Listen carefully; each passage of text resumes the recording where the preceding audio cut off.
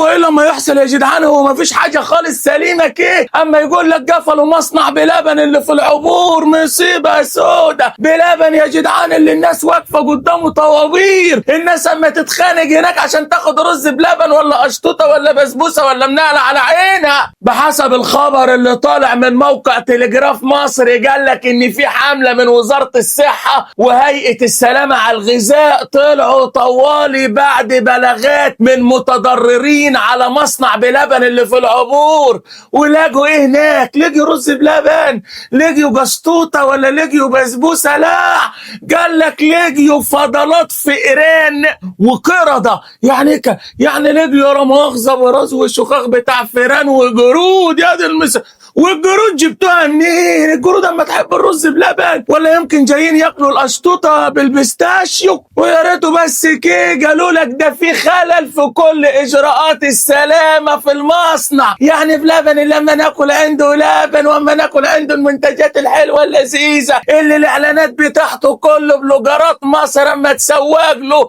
طلع المصنع فيه براس جرود وبلاوي سودا ومصيبه سودا على عينهم. وموقع تلجراف مصر قال لك ان اداره المصانع والفروع قفلت باقي المصانع بتاعتها بتاع بلبن بمزاجها. طبعا قفلوها ليه؟ خافوا لو وزاره الصحه وهيئه سلامه الغذاء تطب عليهم مره واحده، تخش عليهم فجأة بقى فتلاقي براز الكلاب والقطط وباقي الحيوانات. ده كي مش مصنع بلبن، ده كي جنينة الحيوانات بتاع الجيزة اللي قفلت عرفناها فتحت فين. دي مصيبة سودا يا جماعة، والكلام كله على مسؤولية موقع تلجراف مصر. ومواقع تانية طلعت قالت لك ان كل فروع بلبن قفلت في كل المحافظات. احنا يا جماعة مش اما نحب بنمشي ورا الشائعات، يعني خلاص موضوع المصنع بتاع العبور ده مؤكد، نتصل بنفسنا بفروع بلبن بالخط الساخن ونشوفهم قفلوا ولا لا. مساء الخير، بلبن احمد مع حضرتك، اتفضل. مساء النور يا فندم. مساء النور. هو الفروع فاتحه يا فندم؟ انا سمعت انها اتقفلت. الفروع اللي اتقفلت؟ الفروع بتاعت بلبن فاتحه؟ فاتحه شغاله. تمام يا فندم، تمام.